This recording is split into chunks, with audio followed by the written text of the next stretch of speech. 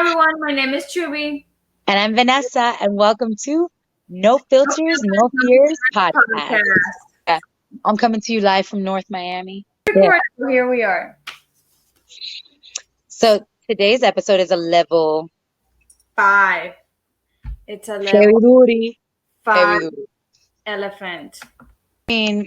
So the name of the episode is A Pass But Not Free. But in reality, the episode is about privilege. And there's so many of us that can pass, within what would be a quote unquote socially acceptable pass, right? Whether it be skin color or a particular gender or a particular sexual orientation, it's a pass, but to what extent, right? Exactly. Because also like it's like that that quote that we read about, like they came for the Jews. I didn't speak up because I wasn't a Jew. They came. It's the same thing, Yeah. right? I could pass as I'm white passing as hell. Yeah. Me too. But Yeah. the reality is I'm half black, right? I'm Latina. So like Right. you pass, but to what point? Right. And is it a hint? Is it a help to you? And are you hindering someone else? Yeah. There's so much of that in it. So that's what we're talking about today, but we can't continue without a definition. This is my favorite. Well, we found two. Well, I found two that I thought were obviously relatable, so I am going to share those two. And the first one, which Vanessa loved, was racial passing occurs when a person classified as a member of a racial group is accepted or perceived as a member of another. Makes sense, right? It's Yeah. clear. And then the other one, in simpler terms, is a special right, advantage, or community granted or available only to a particular person or group. So with that being said, there is 6 types of different privileges out there. One of them being the most common one or obvious one, white privilege, religious privilege, gender privilege, heterosexual privilege, which I didn't even realize that was a thing, Oh, and absolutely. social, economic, and language.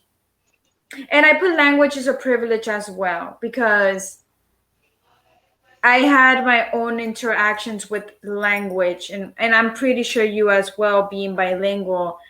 Yeah.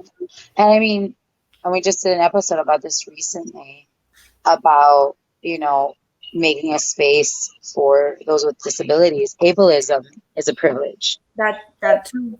or having abilities is a Yeah. privilege. Being ableist is stupid. But yeah, it's and the thing is, like, there's varying levels of the privilege, right? And what you do with it. No one's saying that everyone's just out there abusing their privilege Right. or using it for evil. But I think what happens is we ignore what privilege exists for us, right? Right. And in a world where intersectionality exists, right? This a situation where like so many different things happen, right? Race, gender, all that coincide. There's different types of privilege that takes place, Right. and or lack of privilege. When did you realize your white passing was a privilege? Like, when did you realize you're like, oh, wait, me being this light or, being white passing, benefited you? I don't, and this is going to sound really naive. I had encounters where it was thrown in my face where I could see, where I understood that people saw a difference, right? And acknowledged a difference and treated me differently because of it. But I didn't recognize it as a privilege until I was an adult. Right. And I could really compare to the experience of those around me, how mine had been different, right? But for example, and I've told you this story. When I was a kid, I was walking around Dominican Republic with my cousin. My cousin is dark skinned. And, we're walking around the neighborhood and she's showing me around and she's introduced happily because I hadn't been home in a long time, you Right. know? And somebody looked at us and she's like, oh, this is my cousin. She's visiting from Miami. She's like, that's not your cousin. What do you mean? And mind you, we're both kids. Right. We're little kids. That's not your cousin. She's too white to be your cousin. And I was like, white with blonde hair. And she's too white to be your cousin. And they treated me completely different than they treated her. And so they directed it all towards me because that concept of mejorar la raza is very real. Colorism is very real Right. in Hispanic and Latin communities. Trust me. And that's the one thing you and I have in common, that we're both mixed. Obviously, hello, white passing here. But growing up, I grew up in Puerto Rico, so like our family was mixed. Like my two first siblings look mixed, and the last four of us look white passing as hell. So everybody would always make fun of us. Ah, tú eres la hija del milkman. You're the daughter of the milkman. Because we were so white. But I never understood that growing up until obviously, I got to the States. But also when my dad would say, I think you've heard this before too, when you've, growing up, ustedes son blancos y se entienden. Yeah. I am traumatized by that phrase. I hate it. Every time I hear it, it makes me want to punch something. Then I realized what he meant by that. We speak another language. So, that we're white and we understand each other. But that's with your mind. It fucks with your understanding of your identity. Like Yeah. I grew up, I understood where I was because like family was accepting. My friends and our circles were accepting, period. But at the same time, it was like I was too white for the Dominicans to be considered Dominican. And because I was Dominican, I was too black for the Cubans, who, even though there are black people on the island, consider themselves also white, right? And even though I was born in the United States and I am American through and through, right? I was only by convenience white enough to be American for a moment or Latina enough when they needed it. Right. And we heard the comment of, "Oh, I thought you were, I thought you were white until you opened your mouth." No, right. So because of my accent, right? Because my accent, or because I Spanglish it up, honey, I really do. So like, and I speak my Spanish with my, with my accent or whatever. So it's interesting because it makes you doubt your own sense of belonging within the places that you thought you belonged in. I mean, I have the same problem too, because I was born and raised in Puerto Rico my whole, until I was a teen, so I don't know anything else. And then I came to the States, but when I would go back to Puerto Rico, my cousins, tú eres de afuera, meaning you're from the outside, you're from mainland. And I'm like, and like I told you before, we have this conversation so many times. It's like, but why are you excluding me from my own home, from my own culture? Because I still have my lingo, my Puerto Rican lingo, and I still speak Spanish. But I always, pero tú lo hablas raro, like you speak it strange. And I'm like, I'm still speaking. You understand the lingo, you know what I'm saying, and obviously all my cousins and everybody there, they're black, and my dad and everybody. Pero yo soy muy blanca, too white to be considered Hispanic for them. And I'm like, what do you expect from me to be like más mulatica, more like, mixed, for me to blend in with you? And it does make you feel excluded. It does make you feel like you don't belong anywhere. And then when I come over here, like in the States, oh, you're too like Hispanic, like you're not white enough. And I'm like, okay, but I'm not trying to be neither or. I'm just trying to be whatever whatever I am. I was telling my mom yesterday, because I was telling her about what the episode was going to be about. And I told her that I remember a casting website that your agent fills out for you. But these questions are on this website and your agent fills it out for you. And they have a thing that says, aesthetic ethnicity. Mm-hmm. So what ethnicity you look like. And they had marked Caucasian for mine, which was upsetting to me. Like in my brain of being very proud of my Hispanic heritage and my roots, I was like, the fuck you mean Caucasian? Right, right. And then another thing that said actual ethnicity. I get it. For casting purposes, like there are roles that are written for certain people to tell a specific story. It's still jarring. Yeah. You know what I mean? So my question for you is, when did, same as you asked me, like when did you recognize your privilege? It took me till I was an adult and I realized, okay, I'm definitely, I was getting roles as a Dominican, right? Because I was more palatable the fact that I was a white Dominican. I It's funny that you bring the acting thing because I started acting or being in the showbiz like you when I was in my like 2021, and all my roles were white passing female presenting. Oh, not white passing, just white lady present, like just white people, you know? And I Yeah. never, I'm like, but I never understood that. And I'm like, because they will always say you have an accent. I'm like, yes, I know because I'm Hispanic, I'm Puerto Rican. I am gonna have an accent. When I say certain things, there's certain English words I still cannot pronounce to this day. They're hard for me. And what do you want me to do? I cannot. You know, as much as you, you know, educate yourself and how eloquent you talk, you're still gonna have who you are deep down. So I guess in my Yeah. early 20s when I was being cast, and also, you know, and I my earliest, I mean, memory was when I came from Puerto Rico, right? And my English sucked, and I was in, I think in Miami, and there was this school there that I went. You know, predominantly all, you know, black people, obviously in that area that I went to, but the guy was like, he said a comment and the teacher was like, oh, don't take it, don't take it to offense. But I didn't know what he was talking about. I don't know what he said, but he said something that I guess I was supposed to be offended by. And I just stared at him like, you know, but that memory always stayed in my Yeah. mind because I was like, what the hell was he trying to say? And as I got older and I understood, he's like, oh, because he said something about white people. And I'm like, but I'm not white. I've never considered myself white. I'm not white. And I'm never gonna embrace that part because I'm not. Like I just don't associate with that ever. I never I've always said I may not look black and I may pass as white, but I'm beige.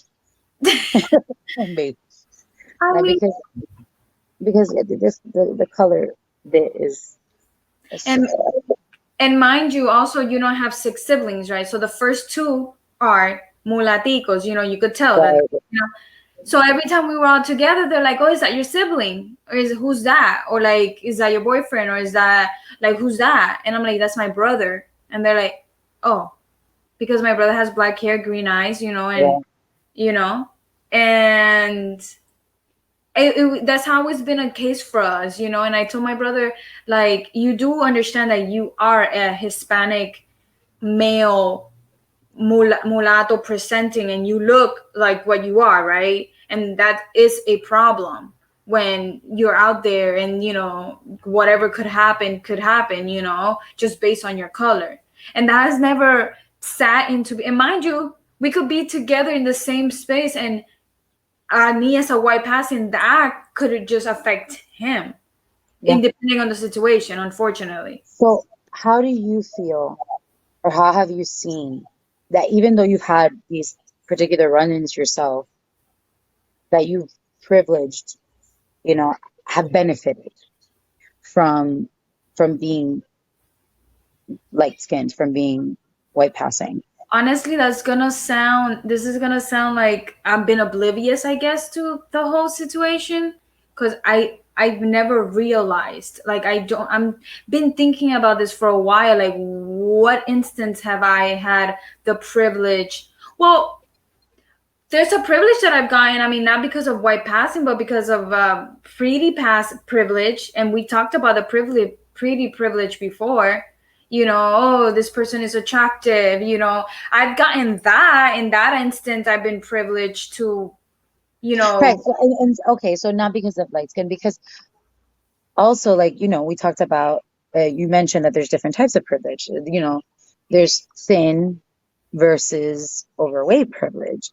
Right. There's, and of course, what I have to compare it to is my career, my profession, that is very much about the aesthetic, very much about, okay, so do you look right? Do you sound right?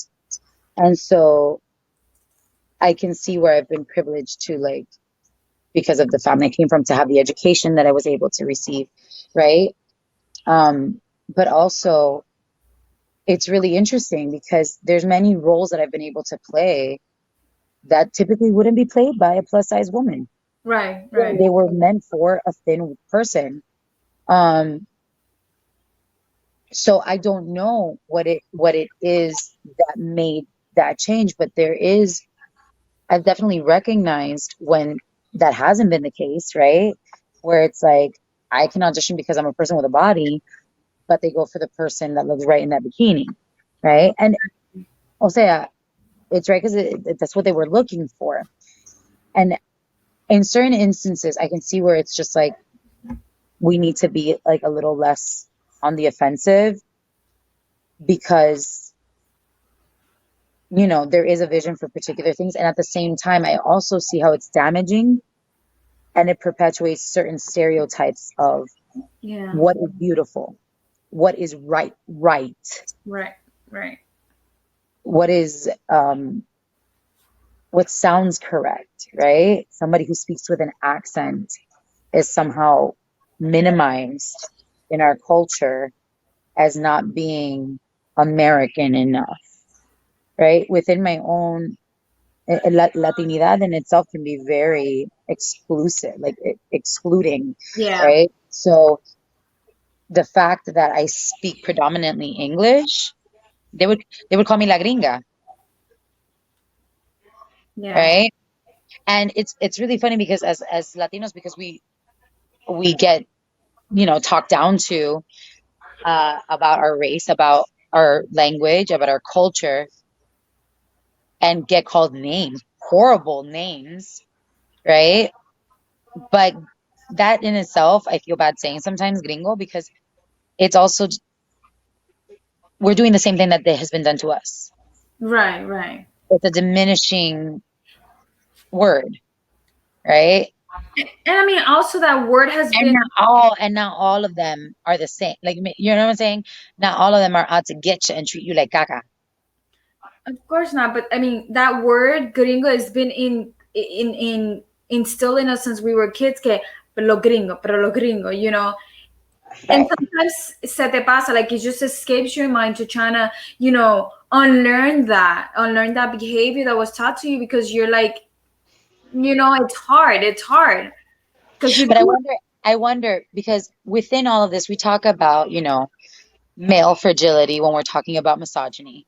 We Right. talk about white fragility when we're talking about prejudice and racism. Right. But in all of this, we have to recognize how, in order to help push that change and to make that correction, because it's a correction to Right. everything that we've ever been taught for years and years, eons and eons, decades and decades, Right. that we also feed into it, right?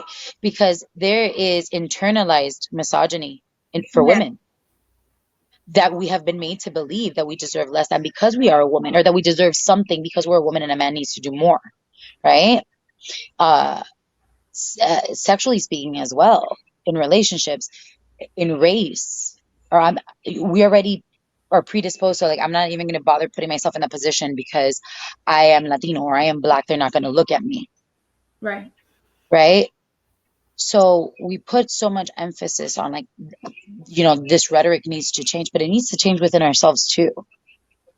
Our own thoughts and stereotypes that we didn't even recognize that we were doing, right? And things that were harmful, that like harmless at one point, because it was what it was at the time. It was the reality of the time, the understanding of the time. We know better now. Now that we know better, Do do better. better, And right? to touch up on what you said about Wow, se me perdió the mic. Oh my god, I hate this. Thank God we're just Misogyny, no. white fragility. No, you were mentioning in between the Latinidad how like in our own community like for example I've heard plenty of Cubans say pero look at that cubano que no habla de cubano right, he doesn't speak, Yeah, or puertorriqueño, okay, and I'm like, why are you doing that? There are different people from Puerto Rico is so big, Cuba is so big, like everything is so big, we are going to have different accents from the same place, and you cannot expect everybody to be the same type of lingo, Puerto Rican or Cuban the or same way that and mind you, I have been that person. Put in my, here's the bus, here I go. yeah. I've been that person that has criticized someone from a Spanish speaking country that doesn't speak Spanish. I'm like, what do you mean? Pero, nene, what do you mean you don't speak Spanish? I mean, You I know? too. And like, I'm gonna teach you Spanish. And then I realized it's a choice. It's their choice. Like they don't have to. I mean, I mean, one would you want them to be as proud of their culture, their heritage as you are, you know what I mean? You would want them to, and if they learn it, great. But to like tear somebody down or make them feel like, oh, you're less than me in some way because you don't speak it, that's not cool either. I mean, we're not gonna do that and put them down, but at the same time, it's like you have to learn where you come from. I believe that you have to learn where you come from and at least speak the language that actually made who you are and who Yeah. So I always believe that you just your parents didn't teach you, either you didn't want to learn it or they didn't want to bother to teach you. There's always a story to why. I get that. I'm not gonna be like, oh, put them down, but try to at least to learn. I'm just saying, at least try to Right. learn where I you mean, these are these fine lines, right? Yeah. Because I would be lying. I would be lying. And I don't know whether to apologize or to just accept that that was something that I did in a point where maybe I know better now at this place in my life. But I would be lying if I said that I hadn't put to use what I know I have to open doors for myself, right? Right. I'm a woman. I got big boobies. I would be lying if I didn't say that I was like, hi, I'm sorry, could I have, right? I mean, I'd be lying. And I'm, it's not because, oh, you're exploiting yourself. It's my body. I know I'm cute. I'm gonna use it. Like, you know what I mean? when it But comes to that, if you're not harming anybody, I mean, but are you indirectly harming someone? Who knows? That's you know what I'm saying? But again, it's like, so then where does the whole feminism bit, like, do what you want, come in? Where does this whole idea of why that if I were to say that, a lot of people would go right to slut shaming, right. right? Because you're using your body to get you a drink or what or whatever. But I mean, sometimes like again that's the pretty privilege. It happens. People are attracted to you. People want to give you drinks. But there are certain times that you cannot not stop that. It just happens. Right. And Out for of your example, think of like when you think of like grants and scholarships and things like that. uh, I was lucky. I was Cuban and Dominican, right? So they have grants for just for Cubans. Okay, I was able to submit that because I'm Hispanic. I was able to do that, and so is that a privilege? yes. There's 1,005 other kinds of scholarships for people, for quote unquote everyone, but that predominantly go to just white people, right? Right. So, there's, and I would be able to apply for that, but they're not able to apply for mine. Now, the way I see privilege really in place as an unhealthy thing, right? I don't see that as unhealthy because it's making room, right? For It's creating that space for not equality, but equity, equity. Yeah. right? But then there is privilege in the sense of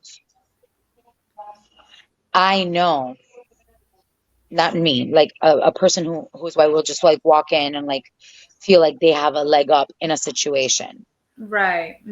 because they're the typical white dude. I can't do that. I mean, I may be white passing, but the moment I'm standing next to an actual white person, Se jodió I'm a la- Latina again in the eyes of whoever's watching me, including another Hispanic person. Right. And that in and of itself, because I've been having this argument, not argument, discussion with my mother. Latinidad, right? Latino or Latinx, Latine versus Hispanic. Okay. Enlighten me. What's And the it's what not just my mom, it's in general. I've had this discussion with so many people. I did a play reading recently when with that all of this is being brought up.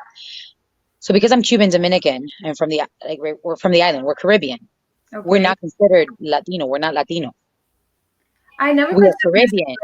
I always consider myself Caribbean Hispanic. I never Right. consider And myself but even then people question the Hispanic. A Dominican could potentially say Hispanic because Hispaniola, right? They were Hispaniola before. And right. because they were conquered islands by Spaniards, but so were the other islands. So technically Hispanic, but Spaniards are not Hispanic or Latino Yeah, I know we touched up on this on the last episode, but I feel like Latinos are like from Central America and because um they're from Latin America. So it's right. considered Latine from there. That makes sense, I think, to me. I mean, It makes sense. But again, then we fall into identifiers, right? right. Into like having a name and a word is lovely, but at what point does it become like it's just too much? I speak Spanish. I have culture like based in Latin and Hispanic roots. Like, coño, ¿cuántos nombres? Like, I mean, this was simple to me, so I don't know what the argument would actually be there because it just everything just felt. I think I had mentioned something like, no, because I'm Latino. And they're like, no, you're Caribbean. And I'm like, I mean, technicality, yes. somebody like, oh, yeah, but you're not black, black. You're Caribbean black. See, I se jodió la. This is the. Oh my God, that thing has. You just reminded me. They said the same thing about my dad. Is he like American black or like is he like Caribbean black or is he like what I type understand you're trying to say, like, was he, is, but let's be real. of. The largest diaspora to exist, right, is the African diaspora. They were taken and scattered, right? Mm-hmm. So that kind of specification is just, it's abusive almost. It, and at the end, I'm like, does it matter? I mean, does it really matter where they're from? Like, he's black. I mean, he's I mean, Korean. within the context of culture, I'm sure it matters to the individual, Oh, of course. right? Like my cousin, every time they call her African American, she gets all sorts of pissed. She's like, no, I am from Dominican Republic. I am black from the Caribbean. And that is because that's her culture, that's her identity, No, of right? course. I And she's understand like, that. I am American, but this is right. But there's other people that are they're like I, this is they don't see the difference. And the thing is, in specifying that, what fucking difference does it make? You're still discriminating against the person. That's what I'm trying to say. Like, he's black, but okay, doesn't matter. American. Are you gonna treat him different if he's a black American versus being a black Caribbean? I have this argument so many times because one of my friends saw the picture of my dad. They're like, pero he's kind of like more red. And I'm like, he's like 10 shades darker than you are, and you call him red? I don't understand that. Okay, I guess. Yeah, Whatever you I almost feel see. like we needed a panel for this particular discussion. And you know But what's funny? maybe we'll do it again with a panel. People, it's funny because people think we're trying to claim something. I'm like, no, we're just half. We're literally, you and I are both half. I'm also like just like anybody else, we're trying to understand it, right? No, of course. Because we are not blind to the issues that are very clear and apparent. We're not blind to it. And I've had to sit in my own uncomfortability, like we've talked about, and recognize the things that have been taught to me that in a moment was out of from a space of harmlessness, but that I can recognize how it can cause harm or Right. pain to someone else, right? Because their understanding of hearing, son blancos se entienden, you know what I mean, is hurtful to them. Yeah. From a very young age, mejorar la raza. That, by the way, for those who don't speak Spanish, mejorar la raza is to better the race. So people in maybe in Puerto Rico too, I don't know, but in my countries would think that if you are dark skinned, if you marry someone lighter, you are bettering the race. And this is what they would put into the heads of their children. So if you're born and you have a sibling that is lighter skinned than you are automatically already feeling that you are somehow less than, because what is revered and appreciated is that lighter skin. And Right. mind you, they didn't the the colorism existed a lot, not because they were literally self-loathing, but it's because they wanted a better opportunity for their offspring than what they had because they were dark skinned. Right. And that is so That's fucking terrible. It's fucking terrible. And the fact that it is 2021 and it is still the reality, yeah. I am not taking away from how far we have come. I am not. But to ignore that there is still very much a problem and that a lot of people, como que le pasa la mano, they try to cover the sun with their thumb about a lot of shit that is still said, it's not healthy for mental health or anything else. So, I'm all about, and the thing is, why is it automatically assumed that when somebody says girl power, or when somebody says black girl magic, or when someone says, Latinos pa'lante, or anything like that, it means less for someone else? It's not a pizza. It's not a fucking pizza. The fact that someone is stepping into their power and acknowledging something special and unique to them doesn't make you any less of who you are. Am I wrong in thinking that? I mean, I agree with you. I feel, but this is who you and I are. I feel like, ooh, girl power, let's go. I do not consider myself, oh, let's go girl power, but I'm gonna root for you too. Yeah, Black Girl Magic, I'm gonna root for you. Latinos Pala, I'm rooting for everybody because I believe we all deserve to be celebrated and to just, own that. So why am I gonna feel like, but I'm not included in any of that? Why am I, not being included? you don't have to take away from somebody's joy, Exactly, you don't. right? Equality doesn't mean like someone seeking equality, or it it does not mean that they're seeking to take something away from someone else. They're just asking to be included in the same as everybody else. Right, And exactly. I feel like that applies to race, it applies to gender, it applies to religion. Right. I'm mixed. I can't speak on the black experience. I can't speak on, you know what I'm saying? So I would love to do like a part two to this episode Yeah. with somebody who can, because the perspectives are different. Of And it might even reframe where we stand on certain things, right? Because this is why I said in that last episode, each one of our histories is all of our histories. yeah. We're not exempt from one of the other. We're included, right? Because we can't exclude white people from black history because they're very much a part of Yeah. everything that happened to them. And we can't exclude black people from white history because so much of what we have Yeah. was given to us, right? And we can't exclude indigenous people from Latino history. Yeah. When people try to exclude Tainos and like from Caribbean culture, I'm like, what the hell is wrong with you? You wouldn't have an island, fool. Like, Right. so like to exclude any culture or race from any individual history is ridiculous, because we all were in each other's story in some capacity as the Right. bad guy or as the good guy. And at some points, the bad guy was the good guy for somebody else, and the good guy was the bad guy to somebody else. I None of us just is exempt.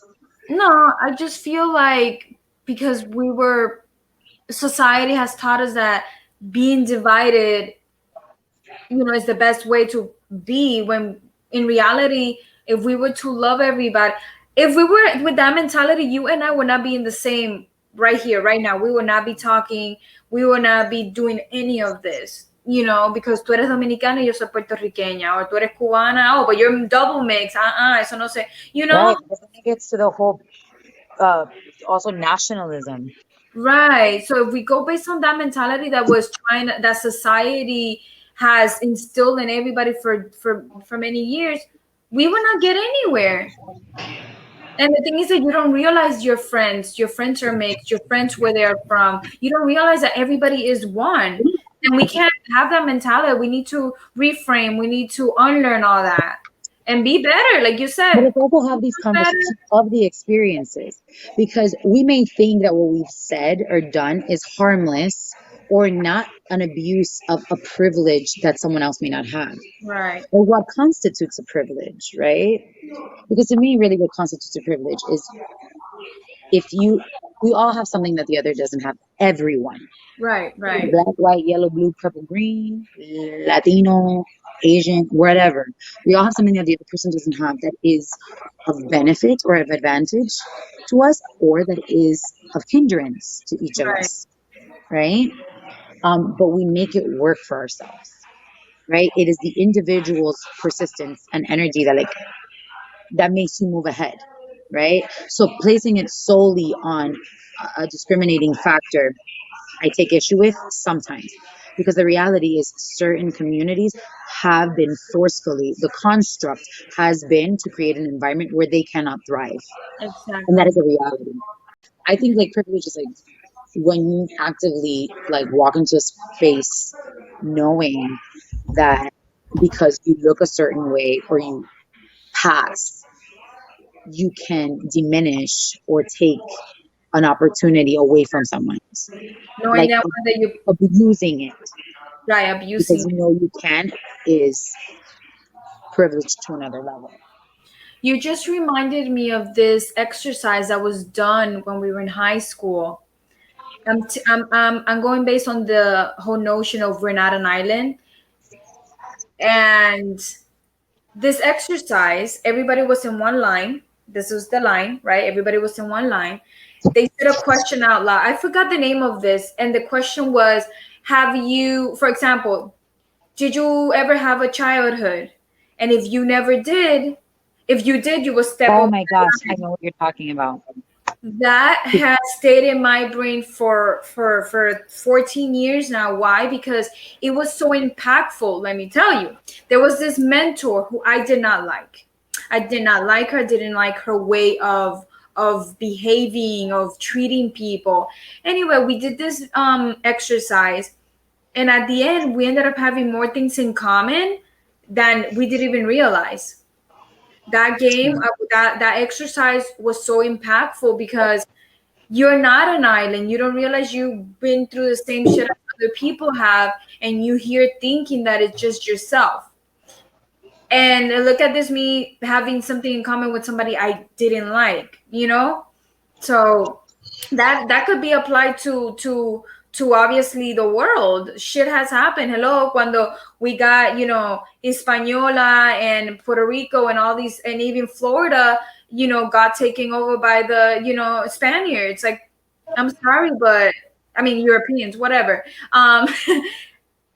We're all in this together and we don't even realize it.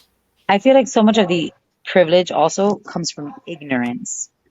And not knowing actual history, because we only get half the story in schools. That too, yes. And in Google, it's all a fucking algorithm. So unless you specifically go looking for something different than what you normally would search for, right? It's geared towards the mentality that they've received from your content, from what you look for every day. Right. So unless you go looking for something different, you're not gonna, right?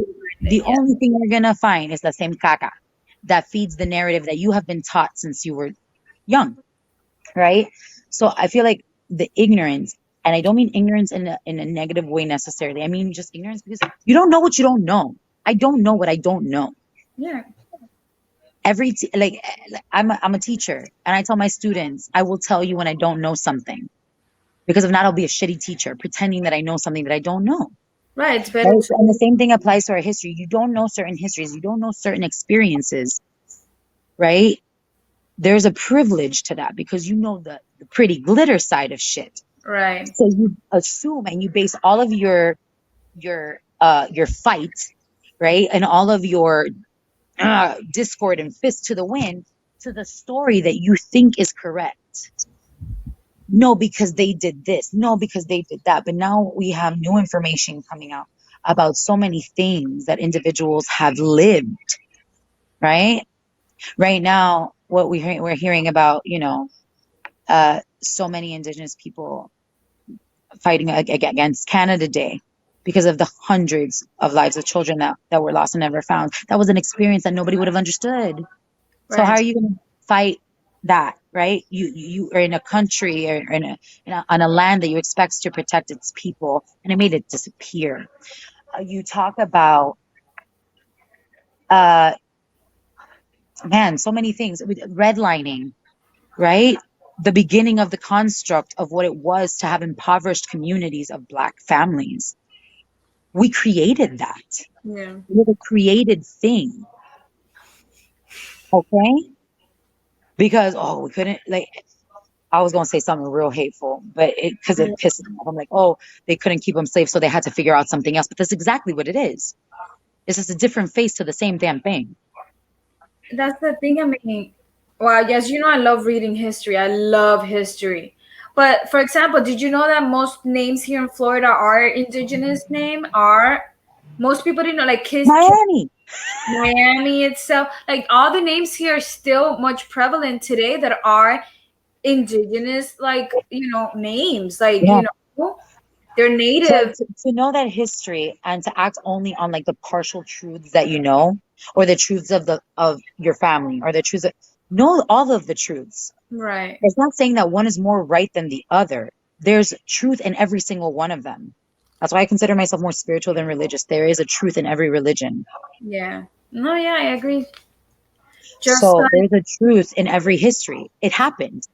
Historically, those things happened. But historically, names get left out. yeah. People get changed from being, oh, this very strong, prominent Black man gets changed to a very strong, prominent white man, and vice versa. You know Right. what I'm saying? So it's like, And, and be an investigator, damn it. and it's like little things, like for example, most Puerto Ricans don't know that the light blue flag and the dark blue flag, with the triangle, it means two different things, two different periods. And what do they mean? For example, like we were not allowed to fly our own light flag with the blue in the middle because we will go taken to jail and things like that in Puerto Rico.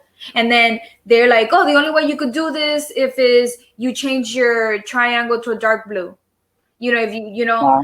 so little things like that, we were oppressed in our own fucking country, in our own fucking island.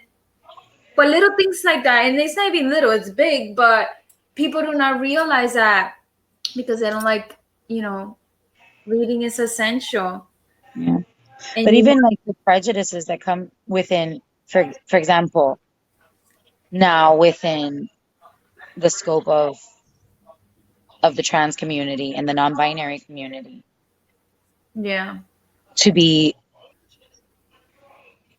discriminated against because what do you mean you identify with both? What do you mean you're a man in a woman's body or a woman in a man's body?